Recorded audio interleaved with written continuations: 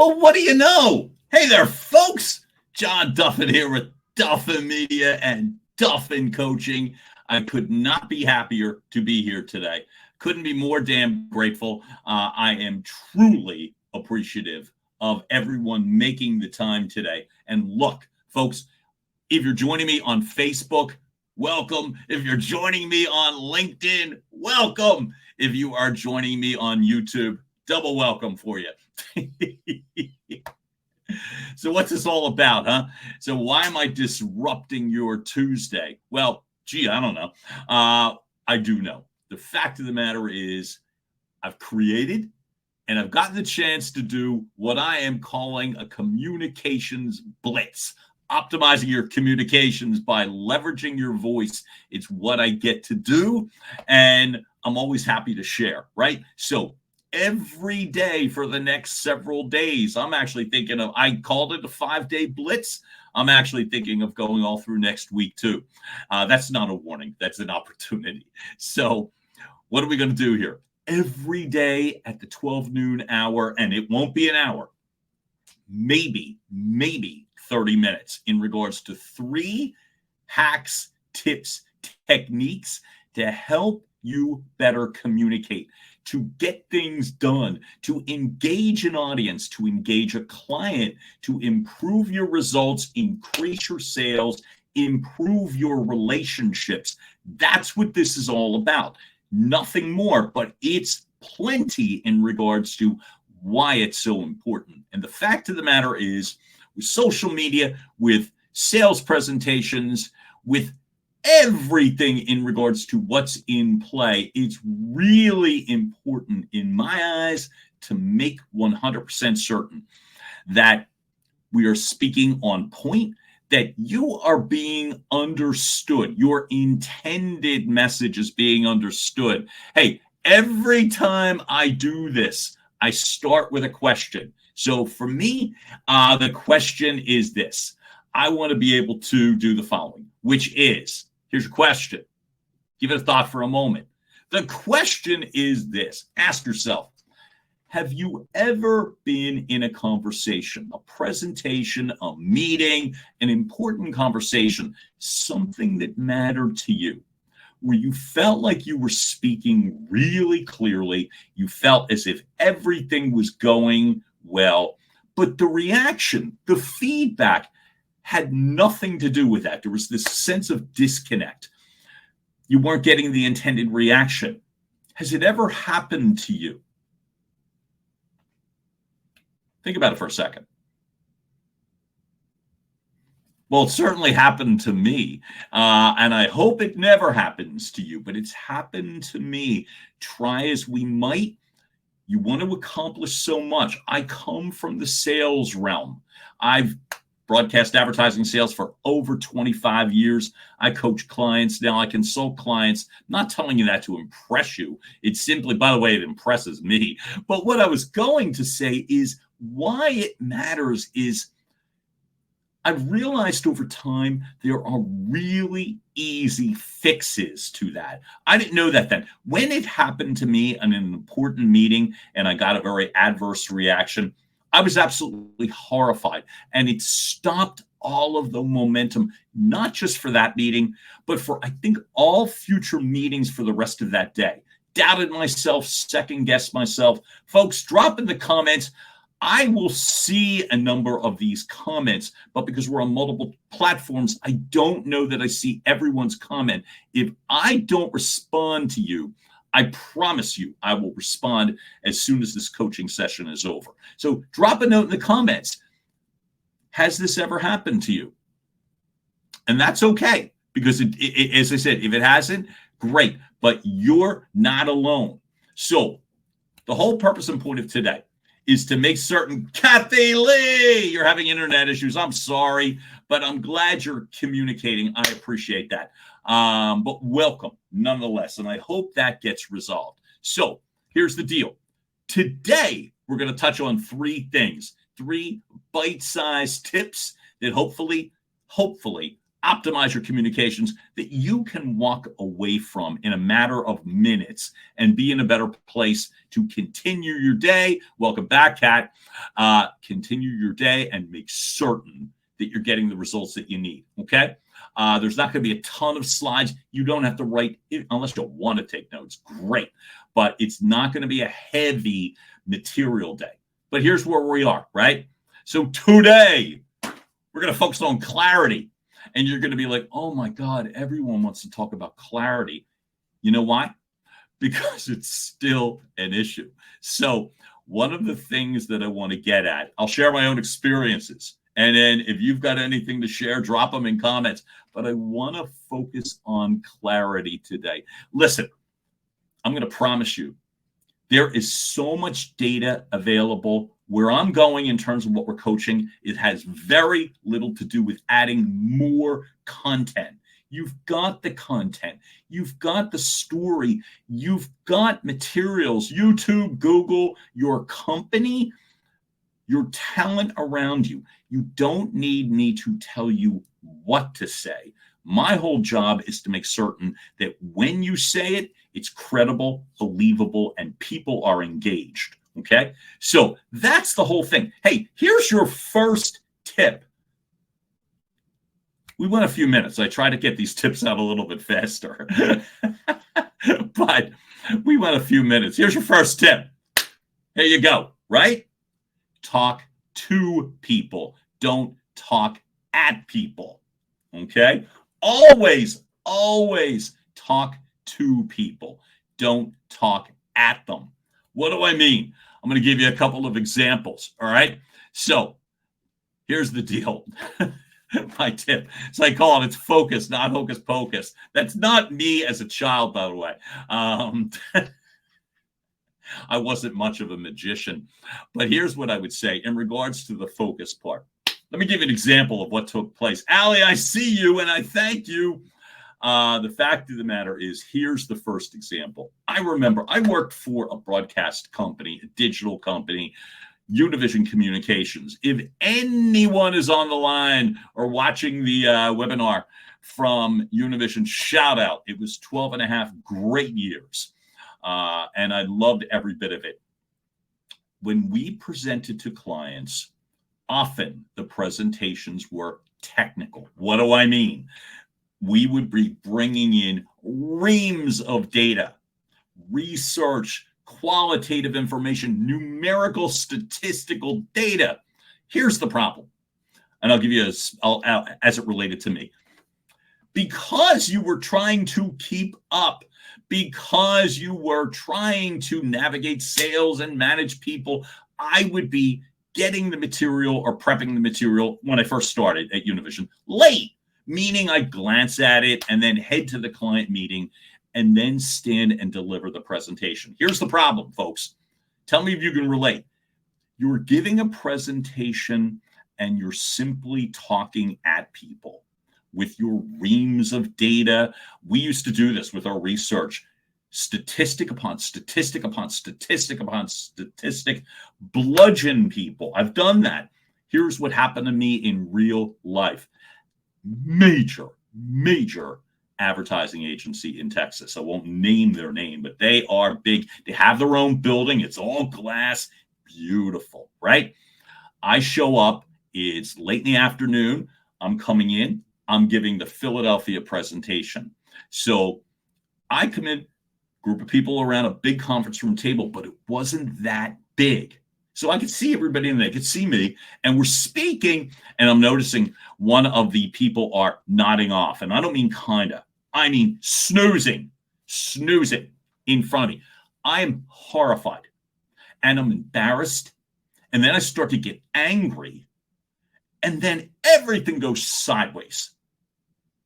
I'm just rattling off data. I think the one and only question, I'll get to the questions part shortly, that I think I asked is, does anybody have any questions? By the way, pro tip, don't ask that question.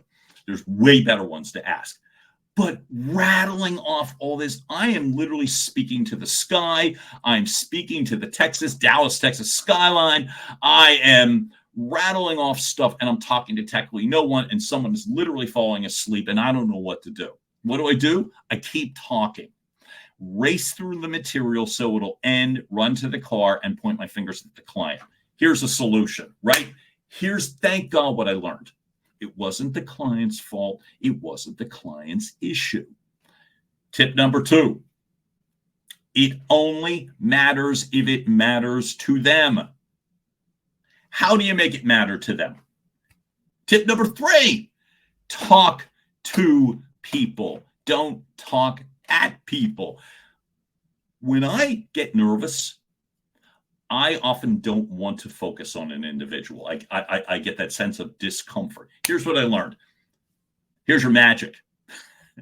Anytime I speak to someone, the science tells me my body tends to calm down.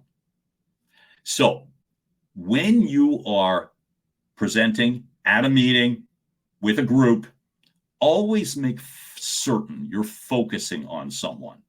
You do not have to focus on the entire room simultaneously. No one's expecting you to do that. But look at them. Speak to them. Speak directly to them. You wouldn't rattle off 50 pages of qualitative research data to somebody you were actually talking to. You just wouldn't do it. You'd stop yourself. You'd be gauging their facial reactions, their body language. Let me give you a better example. Here's how it's the solve. The technique that I'm saying I invented, but don't know about that.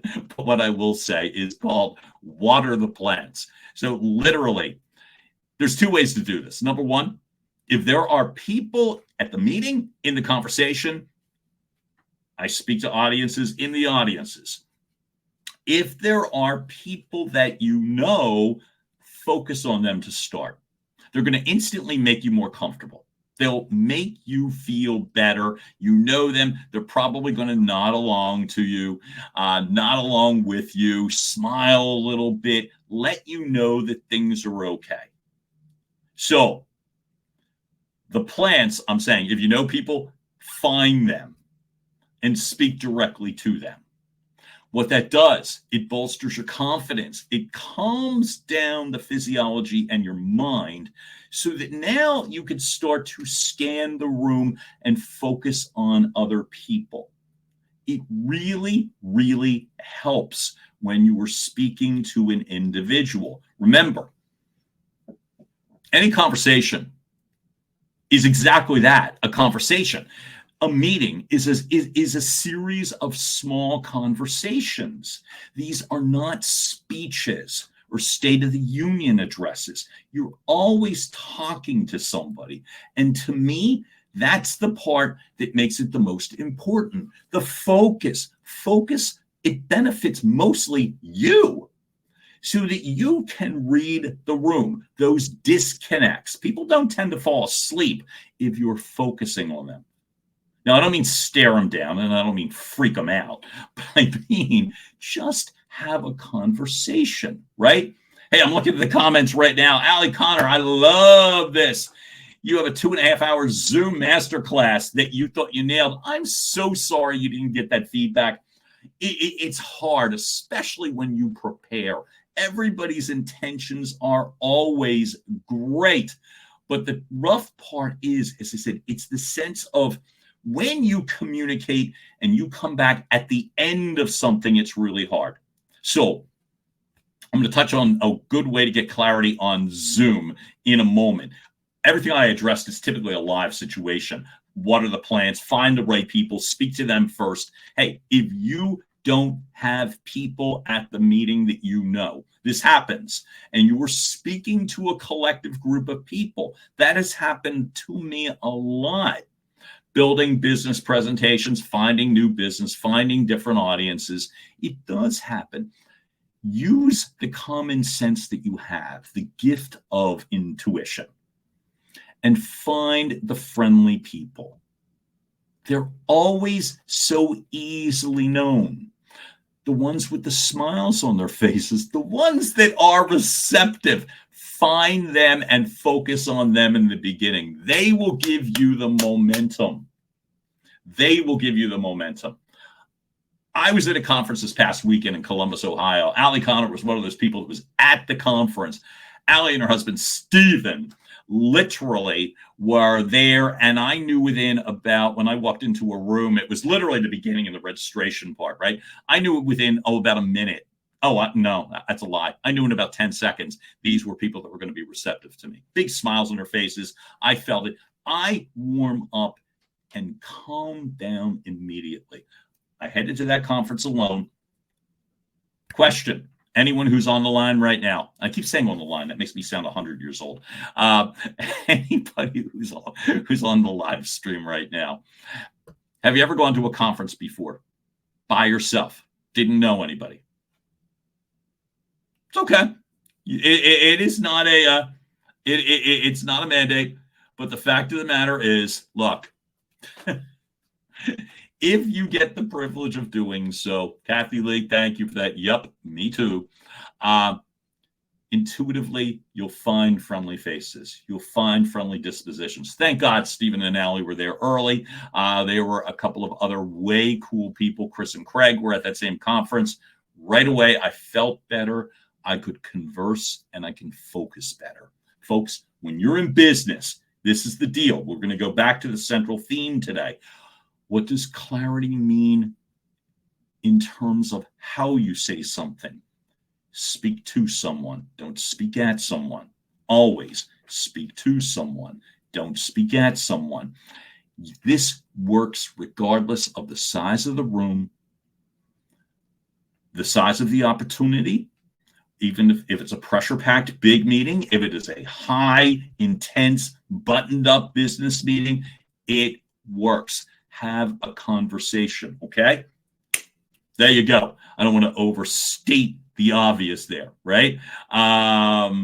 Meanwhile, I go to tip number 2. Technically, now, by the way, I hope you realize we've thrown about 4 tips in so far, but my math is typically good, but I don't mind being generous right away, you know?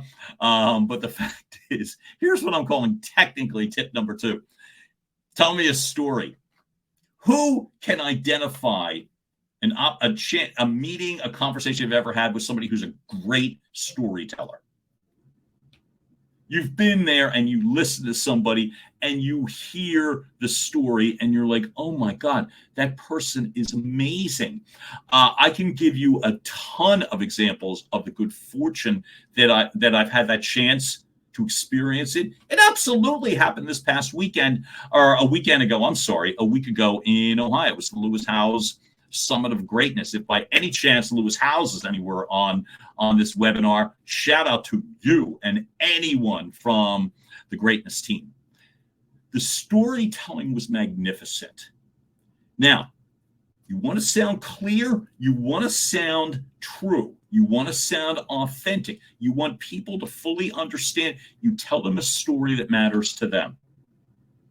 How?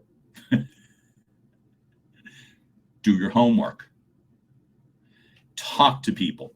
I'll give it, remember I told you about the story that I was trying to tell at the agency in Texas, and the person sleeping right in front of me thought nothing of it. And again, I'm the one that has the hate to that person as if it was her issue. Mantra number 2 that I said before, it only matters if it matters to them. When you tell a story, it typically is based upon some sort of benefit, happy ending to them. Bad stories have nothing to do with them. They have everything to do with you. When I was early in my broadcast sales career, I felt it was so important to impress you. I had all sorts of doubts as to my own abilities, but that's another psychological conversation. I'll save that for my therapist. But my confidence wasn't exactly at a peak. So I felt like if I would just bludgeon you with those things, and I talked about the bludgeoning you with data, but that frenetic sort of, and this is it, and I'll give you this, and I'll give you that. When you want to be clear, when you want this to be right, the fact of the matter is the storytelling becomes critical. How do you tell a story that matters to them? Again, do your homework. Here's a very clear example. I'm grateful to say here's a good example, right? I get this chance to speak to audiences, and I'm really appreciative of this. I just interviewed these two beautiful people, Josh Buchter and Bethany Williams, who happen to be the co-partners of the Real Producers, Philadelphia and Bucks County. What is that? They host a series of events. They do a million other things too, but they host a series of events. I spoke on a stage for a couple of their events, of which I'm wildly grateful. When you are telling someone a story, it is so helpful if you know some of the details of what actually resonates. How do you do it, right? How? Talk to the people before. Stories, here's your moral. Stories do not need to be surprises. You do not need to come in with a complete new script that no one has ever heard before. In fact, the best stories involve the other people and they like it. There is a book that I've now grown to love called Build a Story Brand by Donald Miller. Here's the terminology. Folks, when you are presenting a story, speaking, right? The best way to do it is simply this. Number one, know the story. Know the story, know why it matters. Your data, your capabilities. I learned that the hard way. And when I turned that corner, everything changed for me. Hey, Gene, thank you. Everything changed for me. I could say things as basic as, I don't know if there was a question on the data, but I'll come back to you. And nobody minded, right? Nobody minded. My pace slows down when I'm specifically speaking to people and telling a story, and it always benefits the other people. Have conversations with the person that's bringing you to the situation. Have a conversation. Do the basic homework, the Google, the prep, the white papers, whatever you're finding, the data, the website, but really speak to the people that you're going to present to. What matters to you? I saw that. Prove that you've done some homework. And I promise you, the organizers, the clients, whoever will so appreciate that and help you. How do they help you? They stay engaged better. They listen to you. And so that tip of telling a story, one of the best storytellers I've ever seen, and I've seen some great ones, her name is Lisa McCarthy, has just published a book, but I knew Lisa McCarthy from Univision Communications, and I never saw a better storyteller. Never. It always felt compelling. It always felt like she was speaking directly to me. I remember being in a company presentation. There was probably 500 people, at least, in the room. I was mesmerized. I'm watching, and everyone. And it was the same sort of a presentation that I talked about with all that reams of data. What was the difference? She spoke to me. How do you speak to somebody? Make it resonate a little bit toward the people that you're speaking with. Do your homework. Ask before. Go to, literally, the day before. Oh my God, this came up 50 times. But even up to the day of the presentation that I gave, I was the host and MC for the event. I had 10 minutes on stage. I was at the organizers. I was with them that day early. Hey, is this working okay for you? Is there anything I want to head in this direction? I'm going to name these names. Is it okay? And honest to God, they're like, yeah, great, go. It gave me the confidence that I could tell an ingratiating story. Hey, Gene, I'm looking at your comment right now, which is really cool. Mingle in the audience, talk with the organizers. God almighty. It sounds so simple, right?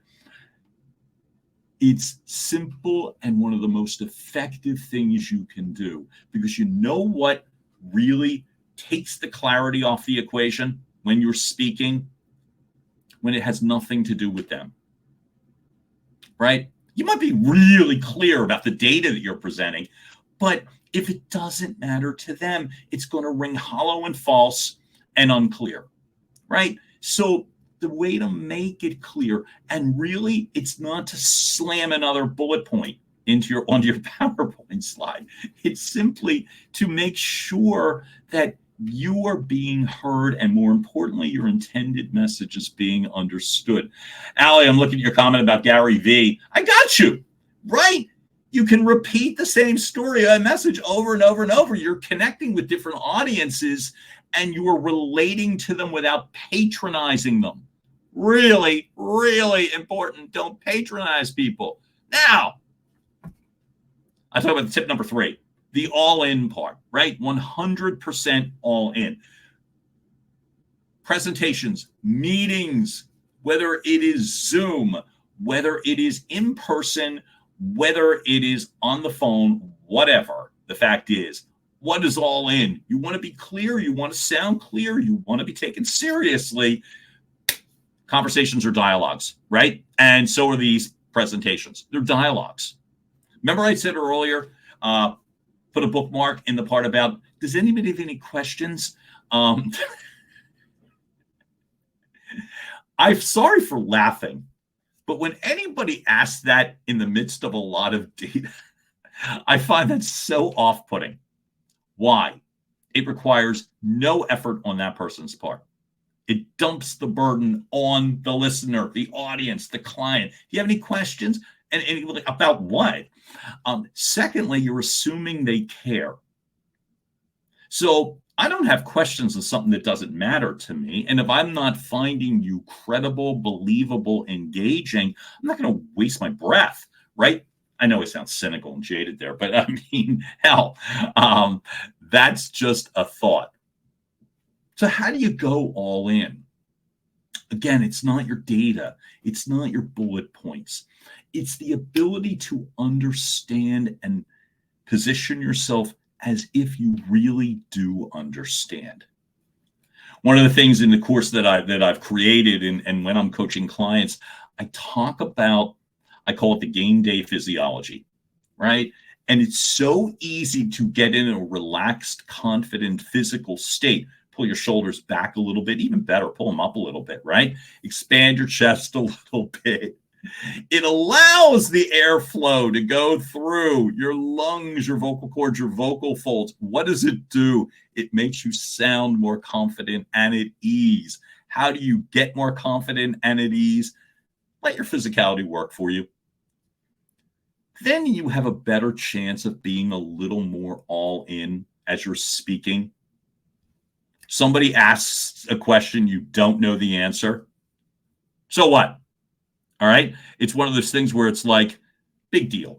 I'm going to name check somebody, a very dear friend of mine and a crazy talented real estate agent in Philadelphia for Serhant Properties, Michael Prince. And I watched him at an open house that he was covering. He invited me to be there sometime back. And I'll never forget the response when they asked the potential clients asked a question about something or other and about the home, right? And he's like, well, I don't know the answer to that, but I'll find out and I'll be back to you later this evening. Here was what do you think their response was? Do you think they left? Do you think they were upset? Do you think they thought less of him? Coming from Kathy Lee, that's a great question. Let's find the answer. How empowering is that? Well, here's the answer. I love that, by the way. I love that comment. Here's the answer. They were great. They were great. Now, by the way, the bigger problem was me, Michael, the building couldn't create an extra bathroom, which they wanted. So they didn't buy the house anyway. But that's another issue for another time. But the conversation continued. And folks, that's really the overall tip with quality and optimizing your communications is you want the communication to continue. The communication, that conversation, you want the back and forth. You want questions that actually matter. If you don't know them, tell them and get the answer. But don't change your demeanor. Don't sound tense. You don't have to do that. Again, the mantra, folks, talk to people. Don't talk at them. Here's what also happens. It's not just your physiology, but your whole demeanor changes. There's an ease that came from the way that I speak. I didn't have that. I was more frenetic when I spoke. Like the energy would almost be too charged up, right? And that can put people off too. Whoa, that's a lot. If you experienced me at my earlier meetings, I apologize in advance. But what I've come to learn and what I come to share is this. You want to sound clear? Be clear. Here's your quick 3-step recap for today, folks.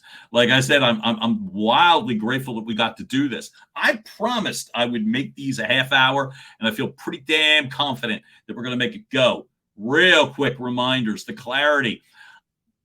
Talk to people. Don't talk at people.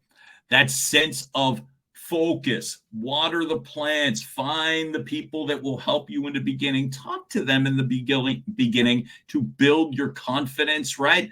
Tell a story that matters to the individual. It only matters if it matters to them, not to you. And then the all-in conversations, dialogue, back and forth. You want it, because it allows you to sound clear.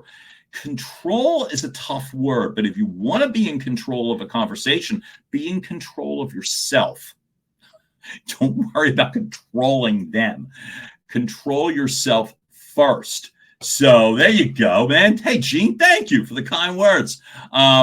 Folks, those are my 3 tips for today. All right. If anyone... So on those 3 tips, let me prove my own worth here. I was about to say, does anybody have any other questions? And I would have started laughing out loud. However, I'm going to give you, here's your bonus tip for the day, right? You want to find me in regards to the opportunity. I make it really easy, right? You see that QR code? Oh my God. Zoran Pippersick, who I love to death. One of my rock star heroes. Love it. And Ali, I am so damn grateful to you. Find me easily. I mean it. You see that handy dandy QR code? I'm right there. Find me. We could book a discovery call. I can help you with a specific situation. How do you find me? You know how to find me, Kathy Lee. That's right. JD@duffinmedia.com, or hit the QR code and make it really easy on yourself. I don't want to give you extra to-dos on a Tuesday, right? Hey, here's your last bit of good news. We're coming back tomorrow. I hope that's good news to you. I hope. It is to me. 3 more tips, 3 more stories, 3 more solutions. Tell your friends, tell your family. Most importantly, I hope you come back. Joey Plishka, God love you, buddy. Thank you for that.